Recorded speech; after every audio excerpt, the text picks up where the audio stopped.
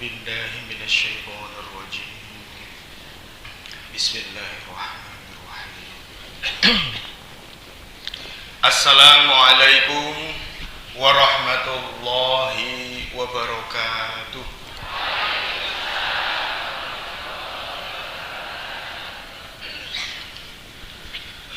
Subhanallah wa bihamdihi adada khalqihi wa ridha nafsihi wa zinata arshihi wa midada kalimatih. Alhamdulillahilladzi hadana li hadza wa ma kunna linahtadiya laula an hadana Allah. Asyhadu an la ilaha illallah wahdahu la syarika lah wa asyhadu anna nabiyyana Muhammadan abduhu wa rasuluh la nabiyya wa la rasula ba'dah. Allahumma salli wa sallim wa barik ala sayyidina Muhammad wa ala alihi wa sahbihi wa man tabi'ahu bi ihsanin ila yaumiddin. Amma ba'd. Rabbi shrah li sadri wa yassir li amri wahlul 'uqdatam min lisani yafqahu qawli.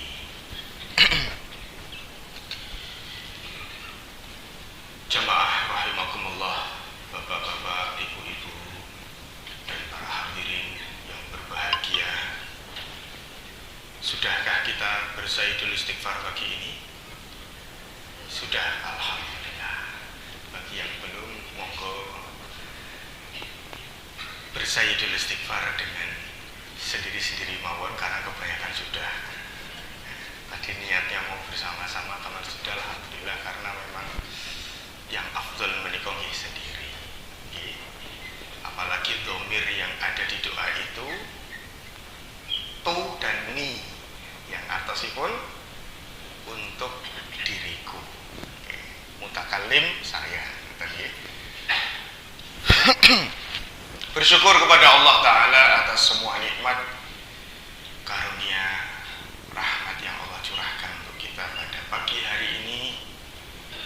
Allah masih memberi kesehatan untuk kita sehingga kita sempat dan mampu hadir di majelis ini,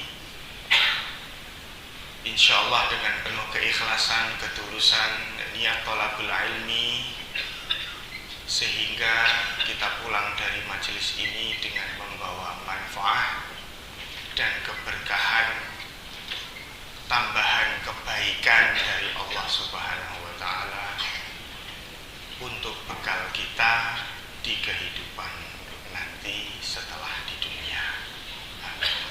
Amin. Salawat serta salam tetap tercurah kepada junjungan Nabi Agung Rasulullah Muhammad sallallahu alaihi wasallam. Allahumma shalli wa sallim wa barik alaihi. Baik bapak-bapak, ibu-ibu rahimakumullah, jika kita berbicara tentang ketakwaan atau takwa, ini adalah satu kata yang tentu setiap hari kita harus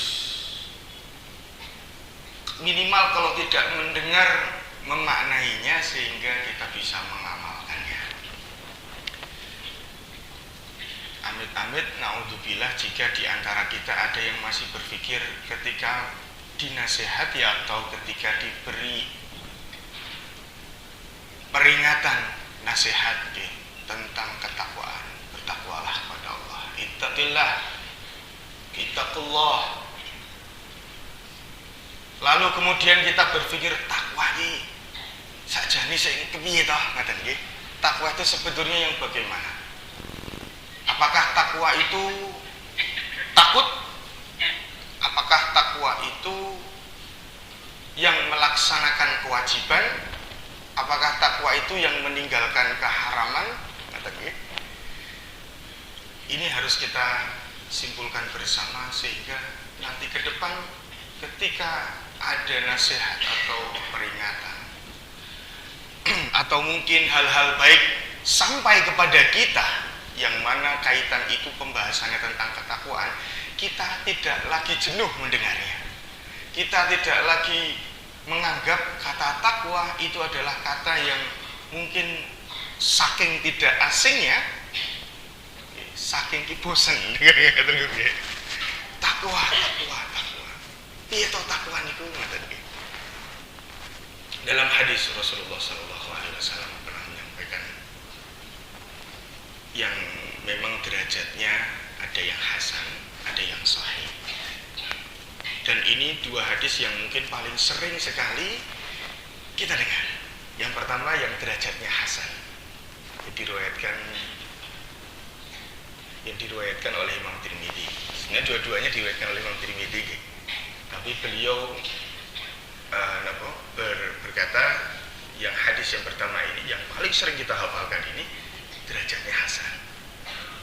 Meskipun fi ba'dil ulama, fi ba'din nasakh, dalam naskah lain menurut ulama ini hasan sahih.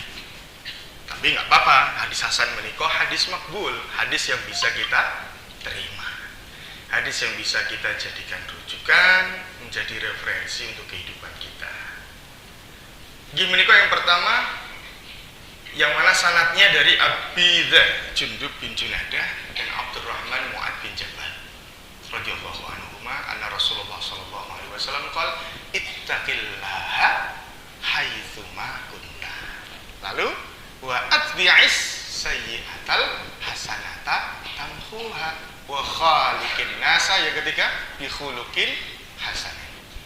Ini mungkin bagi beberapa jamaah Bapak Ibu sangat tidak asing mendengar hadis ini, bahkan sudah hafal di luar kepala. Tapi sadarkah kita betapa tiga pesan Rasulullah ini sangat luar biasa? Nah, meskipun pembahasan utama kita nanti bukan ini, gitu. Nah, insya Allah pembahasan utama kita nanti adalah seputar persumpahan. Usikum wa iyaya nafsi kitabullah, karena kita mungkin bisa jadi di antara kita banyak yang masih belum memahami betul tentang konsep sumpah di dalam Islam menika. Nanti insya Allah akan kami sampaikan dengan ringkas dan mudah-mudahan mendetil sehingga bisa kita dapatkan ilmu pengetahuan yang pokok yang utama pada kesempatan pagi hari ini. Yang pertama, sebelum hal itu kita harus membahas ketakwaan dulu. Mengapa? Karena jika kita akan menuju ke persumpahan, itu konsep sumpah itu harus didasari dengan ketakwaan. Tidak bisa asal bunyi. Karena Pak Agung tadi nanti juga kaitannya dengan kita menghindari diri dari mengucap sumpah seenaknya, mengucap sumpah semau kita. Maka harus ada unsur yang paling utama, inggih menika ketakwaan. Yang pertama, ittaqillaha haitsuma kunta. Dimanapun kalian berada, engkau berada, bertakwalah kepada Allah. Sehingga para ulama akhirnya ini kita sepakati dulu nih. Apa itu takwa? Nah, kami sampaikan definisi takwa menurut beberapa ulama-ulama terdahulu. Para tabi'ut tabi'in dan para ulama salafus salih. Yang pertama nggih menika menurut Hasan Al-Basri. Beliau Hasan Al-Basri rahimahullah berkata tentang konsep takwa menika, makna takwa menika. Al-muttaquna ittaqau ma hurima alaihim wa addaw ma farada alaihim. Artosipun orang yang bertakwa itu adalah mereka yang menjauhi hal-hal yang diharamkan dan menunaikan berbagai kewajiban. Jadi melaksanakan perintah Allah, menjauhi larangan Allah. Ini sudah sempurna sebenarnya maknanya. Tapi kita akan perkuat dengan beberapa, Bapak Ibu.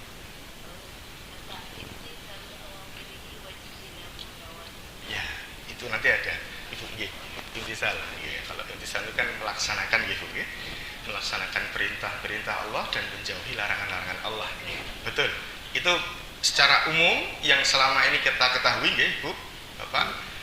Makna takwa itu adalah melaksanakan apa yang Allah perintahkan dan menjauhi ijtinabu min nawahihi, yaitu menjauhi apa yang Allah larang. Tapi meskipun redaksinya itu berbeda dengan beberapa definisinya para ulama-ulama yang terdahulu, tapi setidaknya kita semakin kuat dan yakin, oh takwa ini jebul niku tak ngoten lho. Jadi tidak hanya oh takwa itu ternyata menjalankan perintah Allah, menjauhi larangan Allah, tidak hanya itu, tapi kita juga semakin mantap dengan keberadaan definisi menurut para ulama-ulama yang lain. Ngoten nggih, kami sampaikan terlebih dahulu.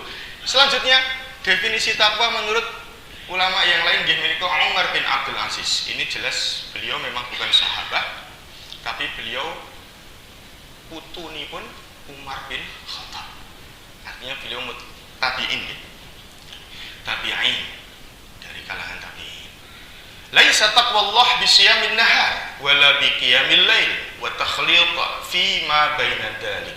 Takwa itu bukanlah hanya dengan puasa di siang hari atau mendirikan salat malam atau melakukan kedua-duanya. Walakin taqwallah tarku ma haramallah wa ada'u ma aftaradallah wa faman ruziqa ba'da dzalika khairan fahuwa khairun ila khairin.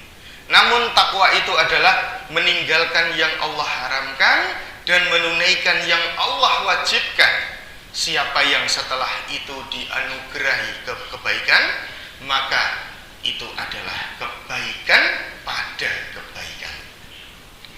Meskipun lafadznya panjang, redaksinya panjang, tapi intinya juga sama. Inggih menika tarku ma Allah, meninggalkan apa yang diharamkan Allah, wa ada'u maftaradha alaih, dan mengerjakan, menunaikan kewajiban-kewajiban yang sudah diwajibkan untuk kita. Nah, menika hanya saja beliau menekankan atau menegaskan tentang ketakwaan itu, bahwasanya takwa itu bukan hanya ketaatan kepada Allah secara ibadah, terutama yang mahdhah saja. Okay?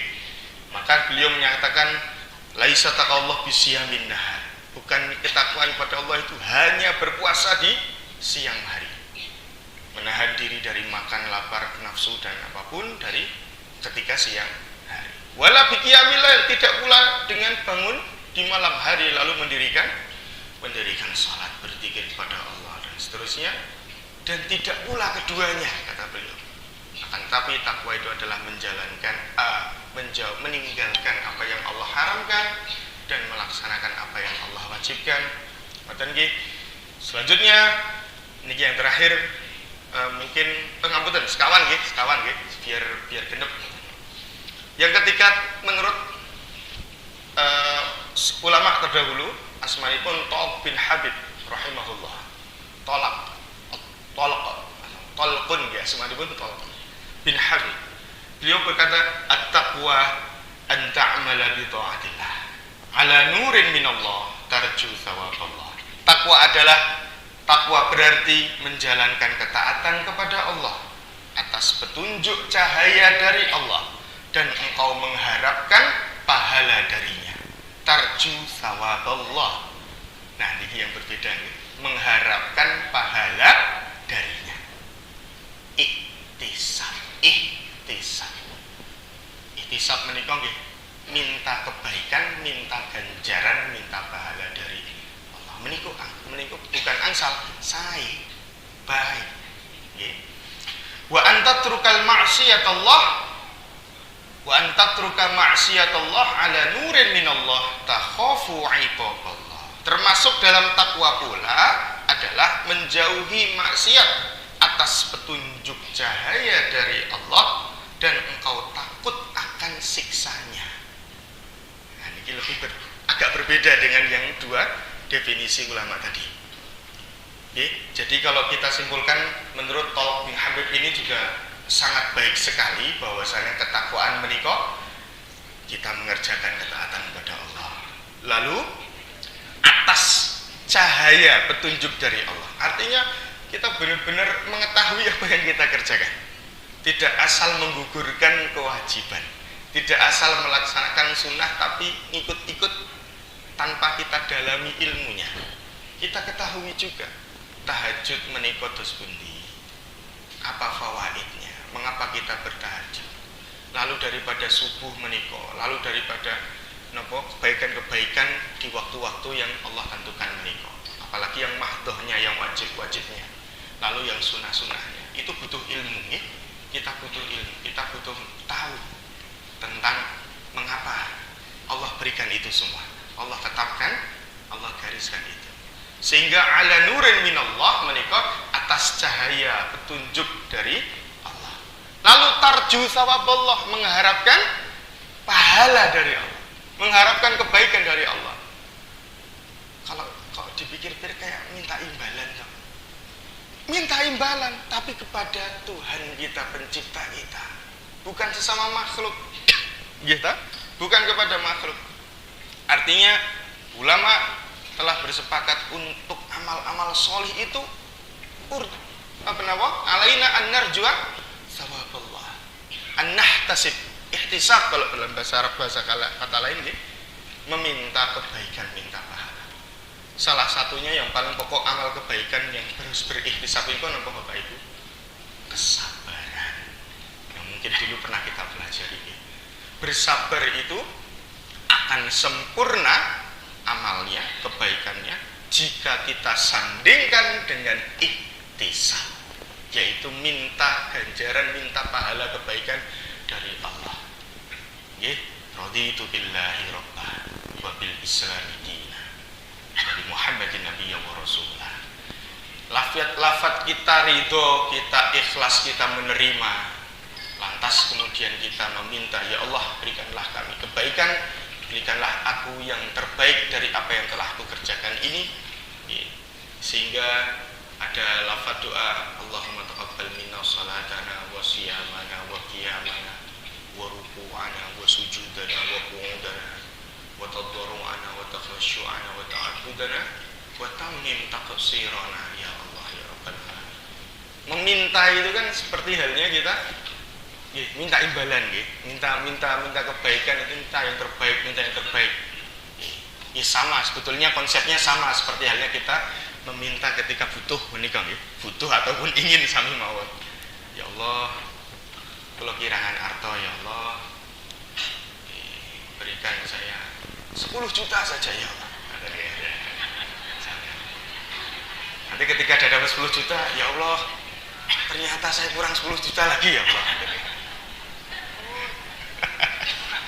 Yang penting mintanya kepada Allah, mintanya kepada Allah. Artinya dalam hal ini ihtisab, tarju thawaballah menika sangat penting sekali. Agar kita tidak didoktrin atau kita tidak terdoktrin ya bahasa ini, dengan hal-hal yang mungkin kita terfikir segala sesuatu yang kita dapat di dunia ini itu yang apa yang kita lihat, apa yang kita rasakan saja. Artinya kalau orang lain memberi kita, berarti bukan Allah yang memberi, manusia yang memberi. Tidak seperti itu konsepnya, gitu. Tetap pada Allah lah kita meminta, dan Allah akan memberi kita dari arah, dari tempat, dari manapun yang kita tidak duga-duga. Ya rizqu min haitsu la yahtasib, Allah bisa sampaikan dari wasilah orang lain, dari tangan tetangga, kawan, saudara, kerabat kita. Usikum wa ya nafsi bitaqwa menikah, dan juga wa antatruka maksiat Allah, kita meninggalkan maksiat kepada Allah ala nurin minallah, yang mana kita meninggalkannya pun juga dengan petunjuk cahaya Allah. Kalau tadi kita melaksanakan ketaatan itu dengan petunjuk cahaya Allah, maka kita tidak bermaksiat kepada Allah, artinya kita meninggalkan apa yang Allah larang itu juga atas petunjuk cahaya dari Allah. Jadi memang benar-benar ikhlas kita mengerjakannya. Tidak karena takut dengan makhluk, tidak karena takut nanti nek dipenjara pi. Padahal ada yang lebih besar hukumannya, yaitu hukuman Allah. Katakanlah ingin mencuri, padahal kita tahu mencuri itu nggak boleh. Ada orang nggak jadi mencuri, padahal niat awalnya mencuri karena takut ketahuan manusia lalu digebuk massa, atau takut ketahuan polisi lalu masuk penjara, tanpa ada niat dalam hatinya, takut karena Allah Ta'ala. Nah ini yang bahaya. Jadi memang ala nurin minallah ini sangat penting, atas cahaya dari petunjuk cahaya dari Allah, meninggalkan maksiat atas petunjuk cahaya dari Allah. Takhafu iqaballah, ini engkau takut akan hukuman siksa azab Allah Ta'ala. Sehingga ringkasnya banyak yang mengatakan takwa itu takut akan siksa Allah, takut akan murka marahnya Allah. Itu benar. Okay? Sehingga seperti itu adanya. Ini definisi takwa. Okay? Dan yang terakhir menurut Ibnu Mas'ud radhiyallahu anhu di dalam tafsirnya pada potongan ayat dalam surat Ali Imran yang lafadznya berbunyi A'udzubillahi minasyaitonirrajim Bismillahirrahmanirrahim Ittaqullaha haqqa tuqatih. Ittaqullaha haqqa tuqatih. Bertakwalah kalian, bertakwalah kamu kepada Allah dengan sebenar-benarnya takwa. Ternyata tafsirnya itu dalam menurut tafsir Ibnu Mas'ud, beliau berkata, an yuta'a fala yu'sa wa yudkaru fala yunsa wa an yushkara fala yukaffar. Yang artinya an yuta'a fala yu'sa, maksud ayat ini Allah itu ditaati, an yuta'a fala yu'sa, dan tidak dimaksiati atau kita tidak bermaksiat kepadanya. Wa yudkaru fala yunsa, dan Allah itu diingat dan tidak untuk dilupakan atau kita tidak melupakannya. Wa an yushkara fala yukaffar, dan Allah, nikmat Allah itu disyukuri bukan untuk diingkari. Nah, baik jamaah rahimakumullah, menika mungkin yang akhirnya kita bisa simpulkan bahwasanya ketakwaan itu ternyata semakin mantap kita berpikir bahwasanya menjalankan perintah Allah, melaksanakan kewajiban Allah dan menjauhi larangan Allah, artinya kita meninggalkan menjauhi apa yang Allah larang, apa yang Allah haramkan. Nah, sehingga lalu kita melaksanakan dua hal itu dengan cahaya petunjuk dari Allah, dengan keikhlasan, tentu dengan ilmu.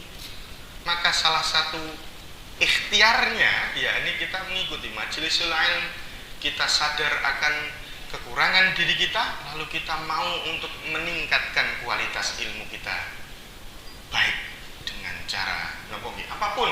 Sekarang media sangat banyak sekali yang memudahkan kita, apalagi dengan internet, yang mana itu bisa menjadi manfaat besar sekali untuk kita, dan bisa juga sebaliknya. Nah, kita ambil yang manfaatnya ini tinggi, bisa dengan HP, bisa dengan tab, bisa dengan laptop, PC dan lain-lain. Kalau memang matanya terlalu lemah untuk melihat cahaya, katakan bisa dengan buku-buku, nah, dan seterusnya. Dengan kita berguru, dengan kita duduk di majlisul ilmi dan lain-lain. Ini untuk mendapatkan cahaya petunjuk dari Allah menikah. Baik jamaah rahimakumullah. Dan mengapa ketakwaan itu akhirnya kita yang kedua, tadi kan ada dua hadis. Yang pertama tadi kan hadis Tirmidzi yang hasan. Sekarang hadis Tirmidzi yang sahih. Takwa, hadis tentang ketakwaan yang sangat masyhur kita dengarkan. Yaitu di saat Rasulullah SAW ditanya oleh seorang sahabat. Su'ila Rasulullah SAW, ditanya beliau, an aktsari ma yudkhilun nas al-jannah, tentang perkara yang banyak memasukkan manusia ke surga. Ya Rasulullah, hal apa? Seolah-olah kalimat itu pertanyaannya adalah, wahai Rasulullah, hal apa yang menjadikan manusia itu banyak masuk surga? Sehingga redaksi hadisnya, su'ila Rasulullah SAW an aktsari ma yudkhilun nasa al-jannah. Faqala, beliau menjawab, taqwallahi wa husnil khuluqi, bertakwa kepada Allah dan berakhlak mulia. Lalu wasu'ila an aktsari ma yudkhilun nasan nar, dan ditanya juga tentang kebanyakan orang masuk neraka itu apa, wahai Rasulullah? Beliau menjawab, al-famu wal farj, mulut dan kemaluan. Nah, dua hal yang pertama yang paling banyak menyebabkan orang masuk surga, ketakwaan kepada Allah dan berakhlak mulia. Lalu yang kedua, yang banyak masuk neraka, mulut dan kemaluan.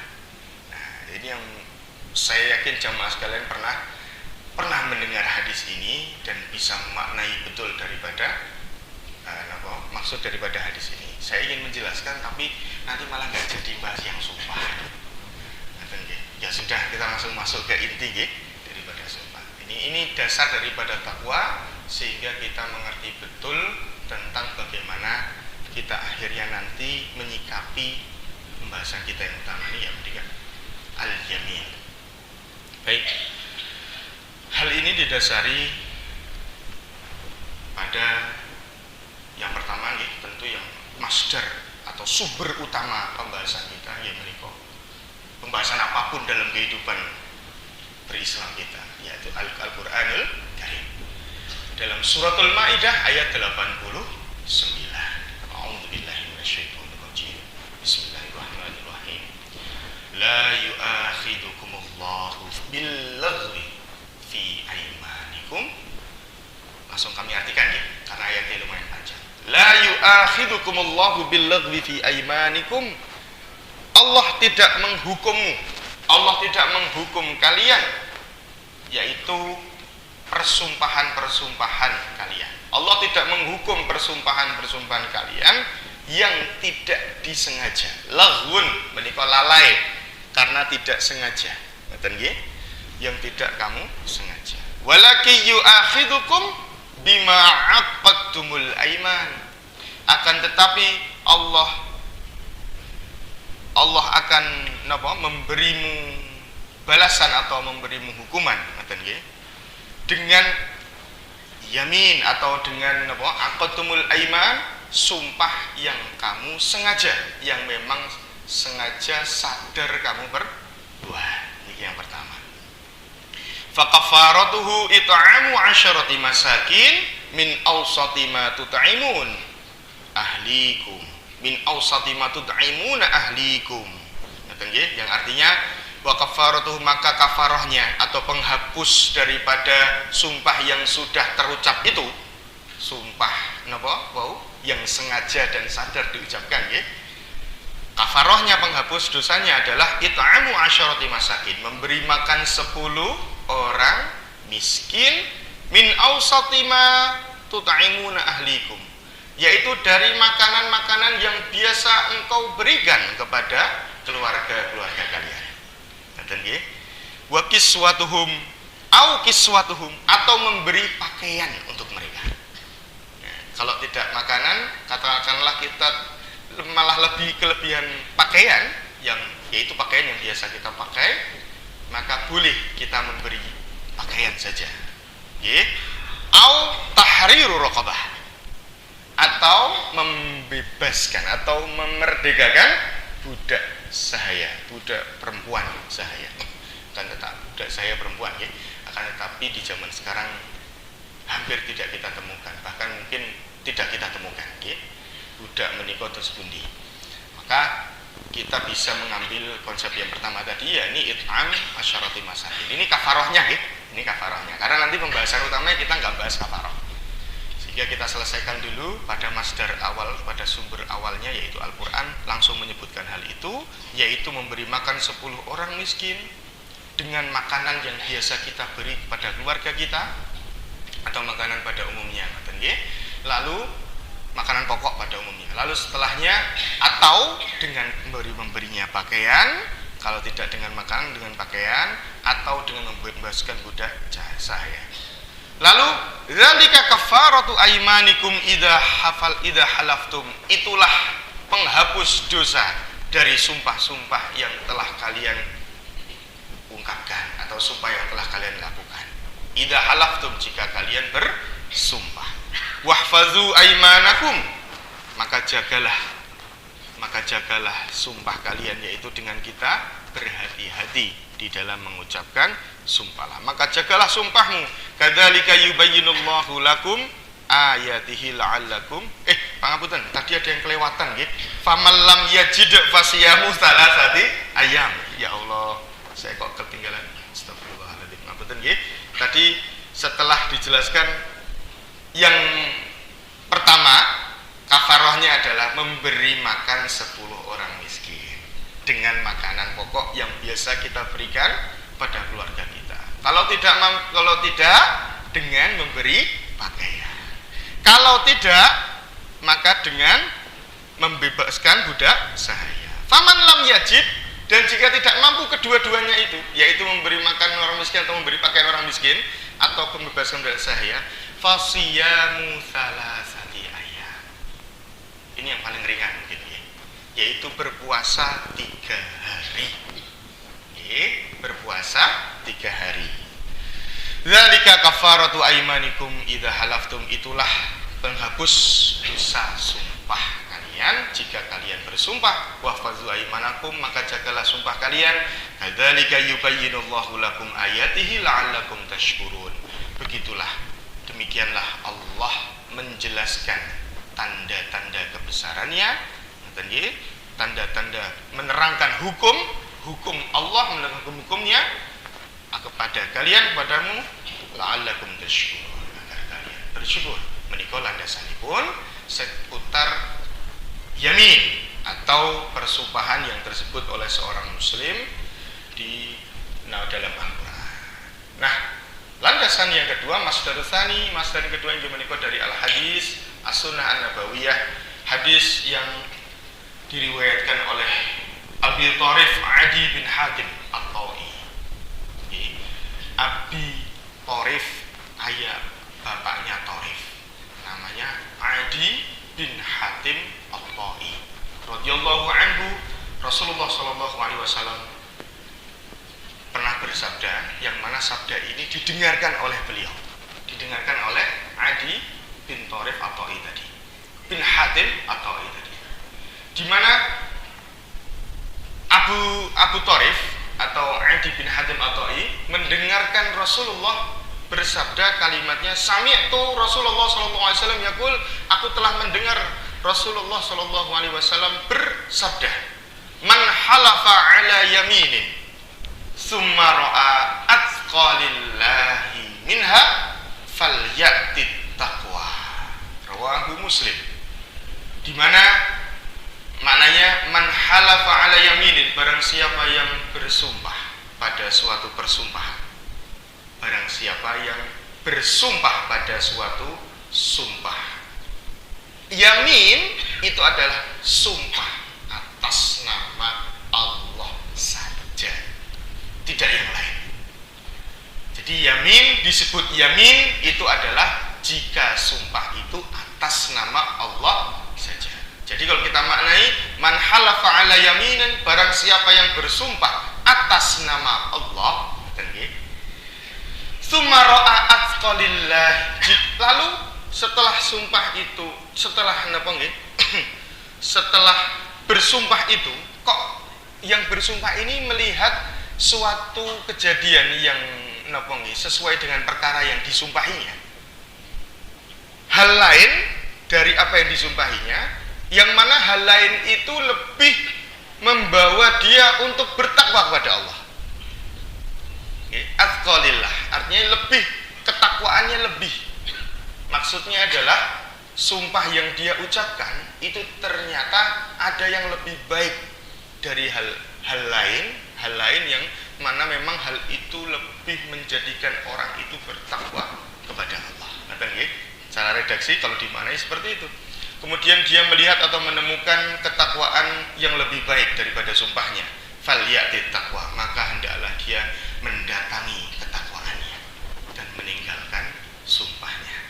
Nah, ini tentu ada konsep yang tersembunyi yang harus kita jelaskan, sehingga kita tidak memaknai mentah-mentah sesuai redaksinya. Maksudnya bagaimana? Yang pertama yang harus kita bahas tentang yamin menika wau nggih. Al-yaminu hiya al-halifu billah azza wa jalla. Sumpah yamin itu adalah sumpah atas nama Allah azza wa jalla saja. Au bismillah, bismin min asma'i, baik dengan nama-namanya. Nama-nama Allah menika asmaul husna, ada 99. Artinya kita bisa bersumpah tidak hanya dengan wallahi tallahi billah, bisa dengan wabir rahman, wabir razzaq, wabil lafaz-lafaz asma Allah ini juga masuk sumpah. Wabil fattah, dan seterusnya karena itu adalah asma Allah. Au sifatin min sifatihi, atau bersumpah dengan sifat Allah. Kita tahu sifat Allah ada 20 menikah. Allah wujud idam baqa mukhalafatul lil hawadisi qiyamuhu bi nafsihi wahdaniyah qudrah iradah ilmun hayya sam'an basar kalam qadiran muridan aliman hayyan sami'an basiran mutakalliman. 20 kita bersumpah dengan lafaz ini, maka kita masuk sumpah atas nama Allah. Wala yajuzul halif bi ghairillah, tidak boleh sumpah itu atas nama selain Allah. Wala bi Jibril alaihissalam, tidak pula atas nama Jibril, malaikat Jibril. Wala bin Nabi, tidak juga atas nama Nabi alaihi salatu wassalam. Wala bi ayyi ahadin minal khalqi, dan tidak pula bersumpah dengan atas nama makhluk apapun. Jadi kalau ada yang melafazkan demi ibumu, demi ibuku, itu bukan masuk yamin. Itu bukan masuk sumpah atas nama Allah. Harus atas nama Allah, baik dengan lafaz isim, nama-namanya, atau sifat Allah. Hal ini dilandasi dari qaulin Nabi SAW, hadis Nabi, man kana halifan falyahlif billah aw liyasmut. Barang siapa yang bersumpah, maka bersumpahlah dengan atas nama Allah atau diamlah. Bersumpahlah atas nama Allah atau diamlah, sehingga sumpahnya itu diterima harus dengan atas nama Allah. Qala man halafa bi ghairillah faqad kafar wa asyrak. Barang siapa yang bersumpah atas nama selain Allah, maka dia telah kafir dan berbuat syirik. Alhamdulillah.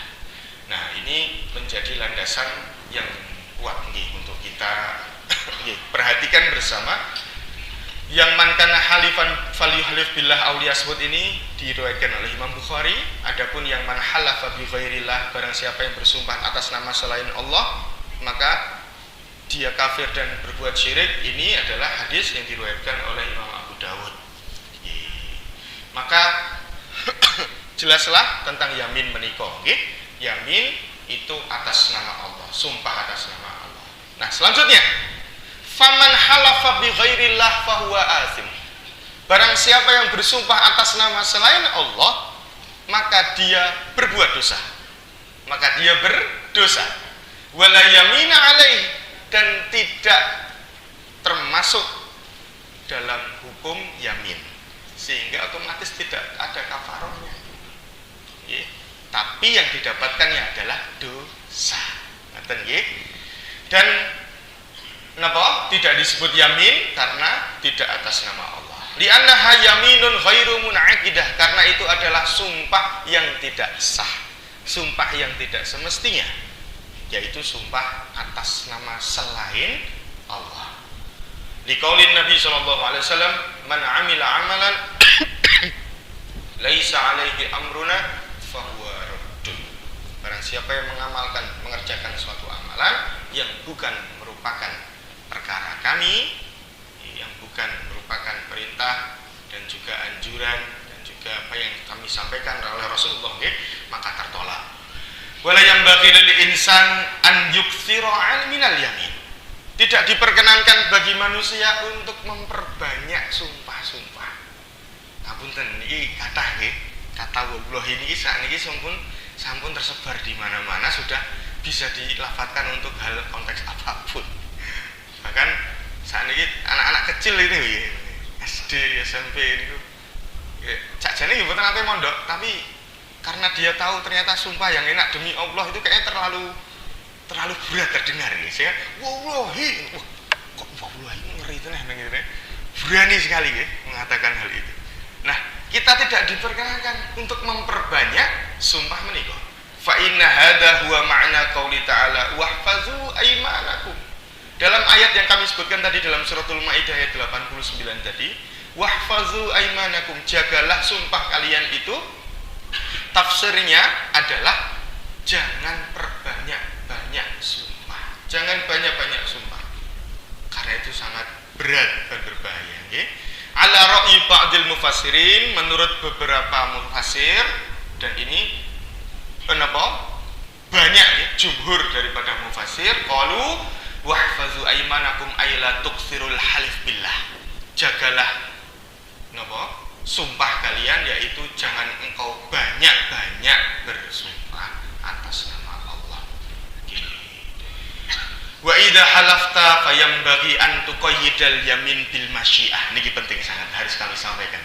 Bapak Ibu, jika engkau bersumpah an tuqayyidal yamin bil masyiah, maka ikatlah sumpahmu itu dengan lafaz masyiah, insya Allah. Fatakul, maka engkau berkata ketika bersumpah, wallahi insya Allah.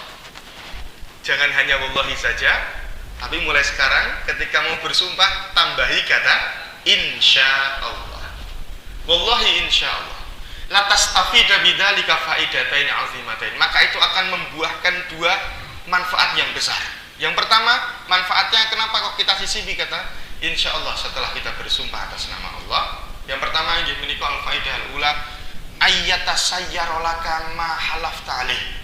Itu akan memudahkan persumpahanmu, yaitu sumpah yang baik dan benar atas nama Allah. Memudahkan apa? Nah, ini kita akan bahas memudahkannya. Yang kedua yaitu pemudahannya nyambung ya, faedah yang kedua ini. Annaka law hanasta fala kafaralaka. Engkau jika bersumpah atas nama Allah lalu mengucapkan insya Allah, lalu kok hanasta, sumpahmu itu ternyata tidak jadi dikerjakan, atau sumpah palsu. Kalau sumpah palsu kan terlalu berat tuh. Sumpah palsu, ya sumpah yang tidak dikerjakan lah, ngeten nggih. Sumpah yang gagal, sumpah yang tidak dikerjakan. Itu hanasa yahnus, itu artinya sumpah palsu. Maksudnya sumpah yang tidak dikerjakan. Sumpah yang tidak sah, ngeten nggih. Lam yahnus. Annaka law hanasta fala kafaraka. Maka tidak ada kafaroh bagimu. Fala kafarata alaika. Tidak ada kafaroh bagimu. Faman halafa ala yaminin wa qala insyaallah lam yahnus. Barang siapa yang bersumpah atas nama Allah wallahi lalu disambung dan dia berkata insya Allah, maka tidaklah dikatakan sumpah palsu. Tidak dikatakan, tidak disebut sumpah palsu, tidak disebut sumpah yang tidak sah. Walau khalafa ma halafa alaih, meskipun sumpahnya tadi yang sudah diucapkan insya Allah itu tidak sesuai dengan sumpahnya, artinya bertentangan gitu. Dia mengatakan A, dia mengucapkan A, bersumpah A, tapi ternyata setelah bersumpah dan mengucapkan insya Allah gitu, tapi ternyata yang terjadi enggak A, jadinya B, C dan seterusnya. Nah, sehingga itu tidak ada kafaroh baginya, meskipun hasilnya berbeda dari sumpahnya, bertentangan dari sumpahnya. Lakin al yamin allati tujabul kafaroh, nah ini penting. Yang wajib dikafarohi dari sumpah atas nama Allah dia adalah al yaminu ala syai'in mustaqbal, sumpah yang atas dasar atau hal sesuatu untuk masa depan.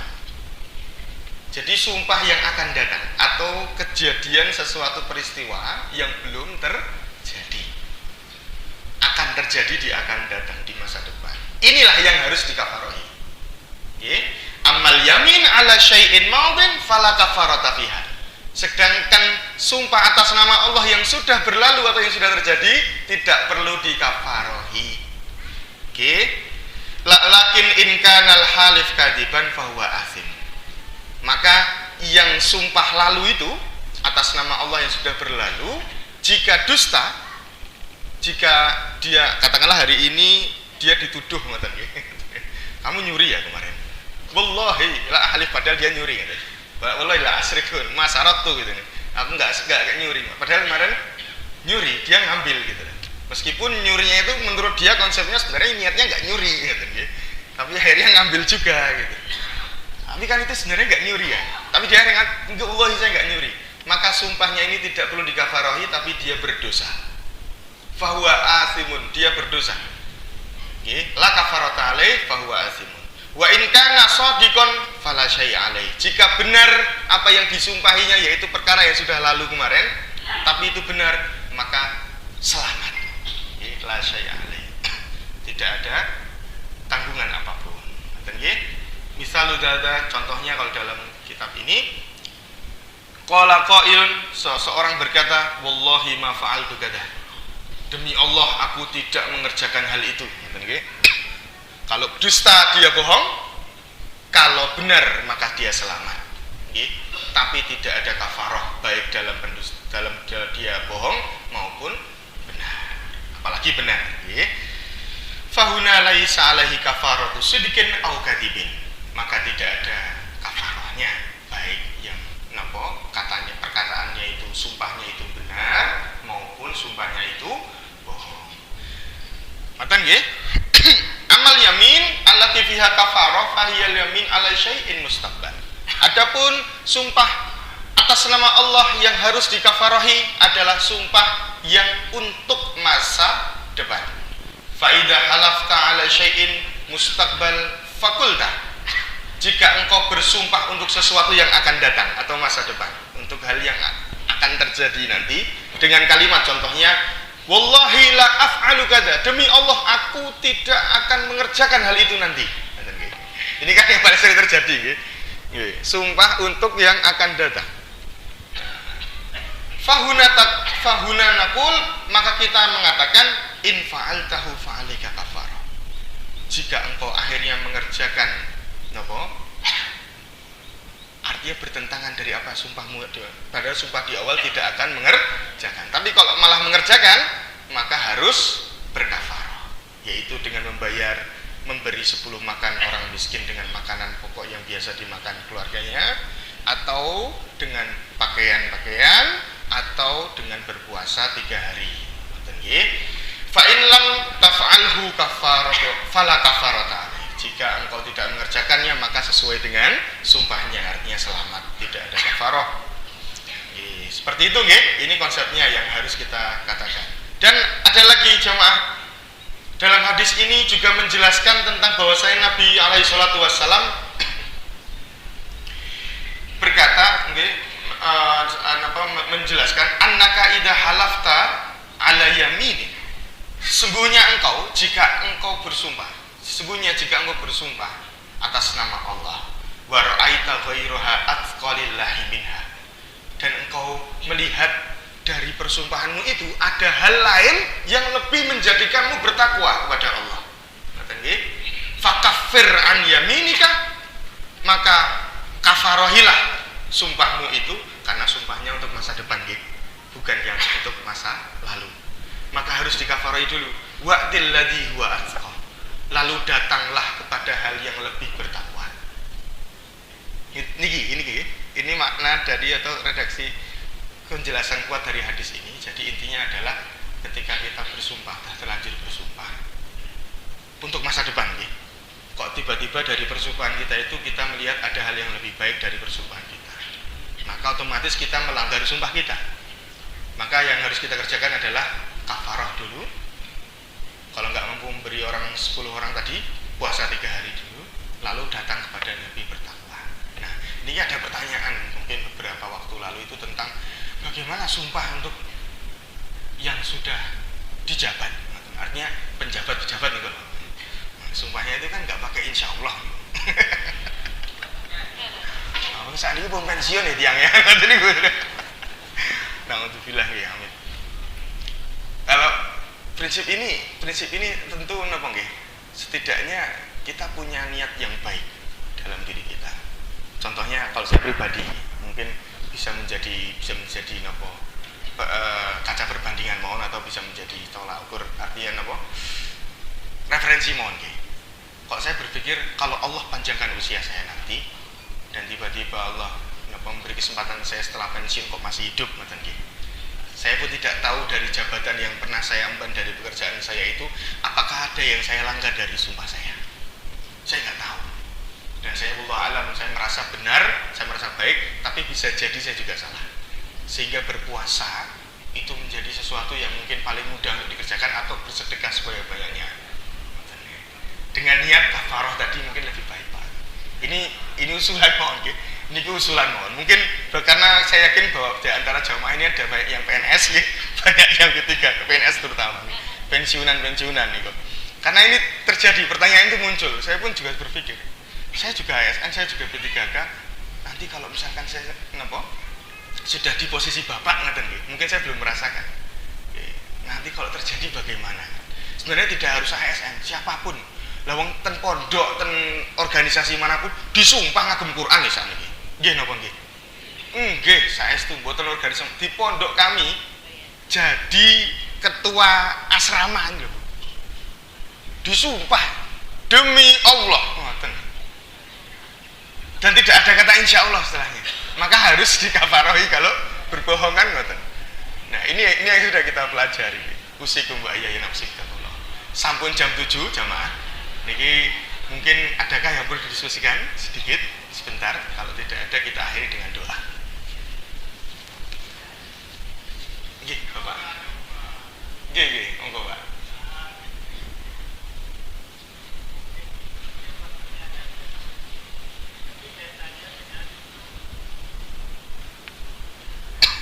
Satu, jangan banyak bersumpah. Nggih.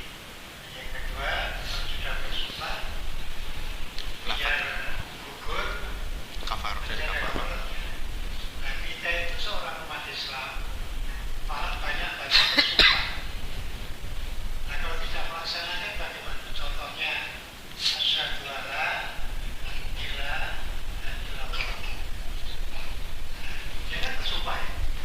Tapi kalau nggak melaksanakan kafarnya atau bagaimana? Oh, jelas. Oke. Dan itu sering diucapkan dalam sholat atau buka majelis. Baik. Ya. Oke. Bismillahirrahmanirrahim. Izin menjawab. Syahadat dengan yamin, saya belum pernah mendengar dua hal itu merupakan hal yang sederajat ya, atau hal yang harus bisa dihukumi sama, Pak. Saya belum pernah dengar. Syahadah itu kan menjadi satu alasan pokok mengapa dia disebut muslim. Orang non muslim, orang kafir sebelumnya ingin masuk Islam harus bersyahadah. Lalu adapun persoalan dia mengingkari syahadatnya, apakah harus dengan kafaroh? Ngeten nggih. Akhirnya saya berpikir ngeten, Pak. Ngeten nggih. Apakah harus dengan kafaroh? Kalau dalam penjelasan ataupun dari kitab-kitab dari yang kami pelajari, kalau dihubungkan dengan yamin tidak ada hubungannya, Pak. Khusus, tentu khusus. Syahadat menikah khusus, apalagi setiap hari kita kerjakan 5 waktu minimal, gitu. Pasti itu syahadat itu pasti kita kerjakan setiap sholat.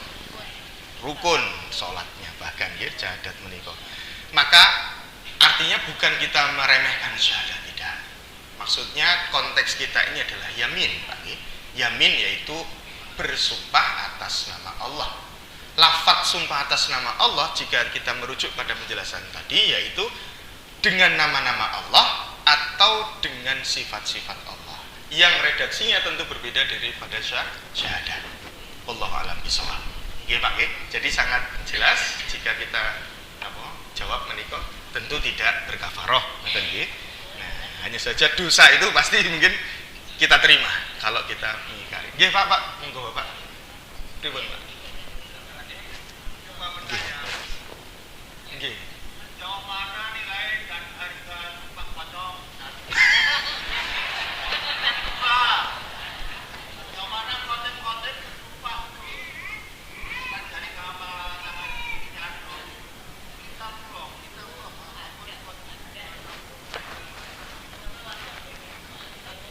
Oke, baik. Ini saya menjawab sesuai apa yang jenengan tanya nih, Bapak, nggih. Oke, izin menjawab. Yang pertama tentang sumpah kosong. Saya belum pernah menyaksikan secara langsung. Saya tidak berani menjawab karena saya memang belum pernah tahu tentang sumpah kosong itu bagaimana. Tapi yang jelas prinsipnya selama sumpah itu bukan atas nama Allah, maka yang didapatinya hanya dosa. Sambung. Dosa. Dosanya besar apa? Wallahu alam bisawab. Artinya yaitu artinya sudah syirik jamaah. Artinya kok sudah sumpah pocong itu kan berarti atas nama lain, bukan atas nama Allah. Ini faqad kafara wa asyraka tadi sudah telah kafir dan berbuat syirik, maksiat Allah jelas. Ini yang pertama nggih Bapak nggih.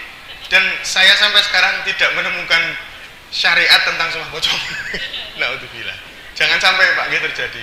Lalu yang kedua tentang napa? Ini biasa khatib. Khatib biasanya melafat napa nggih? Seperti ini itu adalah ini ya Pak ya, sefaham dan yang ilmu yang pernah saya dapatkan tentang khatib di mimbar ketika sholat Jumat. Dia seperti ini itu ketika doa. Ketika doa. Karena ada peringatan dari Rasulullah saat beberapa sahabat doa ketika doa napa setelah Allahumma ighfir lil mu'minina wal mu'minat, ini contohipun nggih dalam ketika setelah shalawat pada Nabi fil alamina innaka hamidum majid wardu'ana ma'ahum birahmatika ya arhamar rahimin. Allahumma ighfir lil mu'minina wal mu'minat. Ini kata Rasulullah la'anakallah. Artinya kita malah dicelakai oleh Allah. Artinya kita malah diingatkan oleh Allah untuk tidak seperti ini, sehingga yang tepat adalah seperti ini. Nggih, pangapunten redaksi lengkapnya saya harus membuka lagi saya lupa dalam hal ini. Artinya kalau yang ittaqullah haqqa tuqatih dan seterusnya itu bukan wujud persumpahan. Itu bukan wujud yamin, Bapak. Nggih, itu bukan yamin. Itu nasihat bisa jadi. Artinya nasihat itu memang sudah jadi rukun daripada khutbah Jumat. Ittaqullah bertakwa, wasiat takwa itu menjadi rukun khutbah Jumat, Bapak. Maka kalau saya mendengar ketika ittaqullah seperti ini, saya malah baru tahu. Pangapunten. Artinya ketika ittaqullah seperti biasa, seperti pada khutbah biasa. Kalaupun ada seperti ini adalah refleksi daripada khatibnya ketika dia mungkin dengan semangat membara nih. Tapi di ini dalam doanya, Pak.